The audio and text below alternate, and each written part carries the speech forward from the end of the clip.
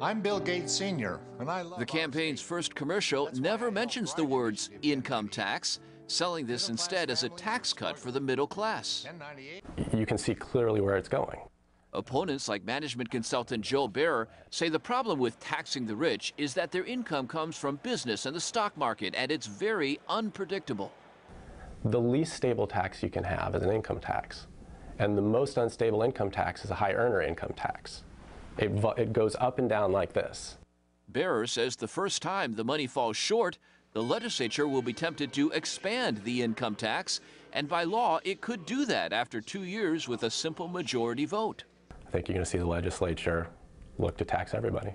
In a King 5 poll, 89% told Survey USA they think it's very or somewhat likely an income tax would be extended to those earning less than $200,000. So what's to stop the legislature from expanding the scope of this income tax? A referendum. Gates acknowledges the legislature suspended another voter initiative just this year so it could raise taxes more easily.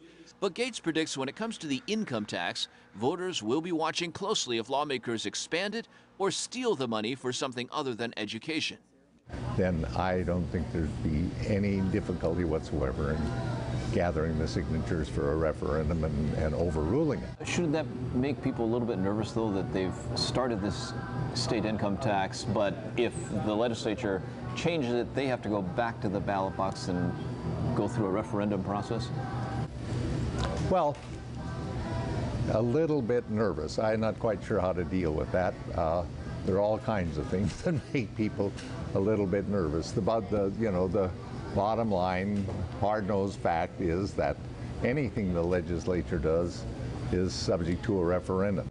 1098 will cut state property taxes by 20%. Another selling point for the initiative is that your property taxes would go down, but not quite by 20%. Look closely. What they're promising is to cut the state portion of your property tax. I think they're trying to get a message across to folks to get them to vote for this, and I think they're playing fast and loose. In fact, most of your property tax bill would not change because the money goes to local jurisdictions like schools and sewer districts. Cutting the state portion is really about a 4% decrease in your total bill, somewhere from $100 to $150 a year on a typical home. I'd say in general it's not a huge factor. So why is it in there? Because it seemed to us it would be attractive to people to have the possibility of making that saving. Opponents concede voters may not have much sympathy for people making over $200,000, but they point out most of those so-called high earners are actually small business owners. We've been looking for locations on the east side. People like Jean Bartell Barber, whose grandfather founded Bartell Drugs. She's vice chair and treasurer of the private family business, and we met her in Bellevue's Factoria Village, where they've just opened their 59th store. It's very important to us that you can see across our store.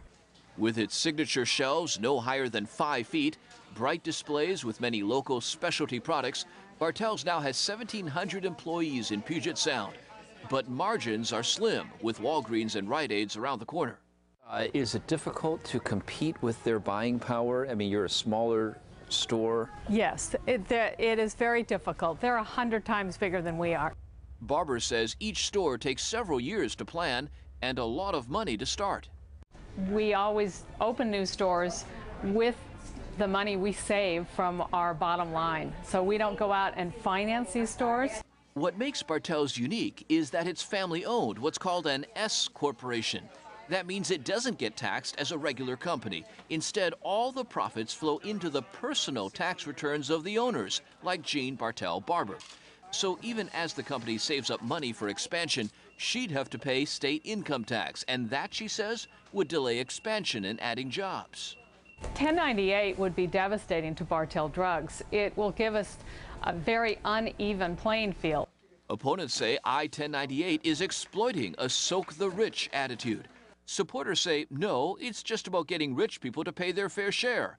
One thing both sides agree, it would end up in court because there are unanswered questions about whether our state constitution would even allow an income tax.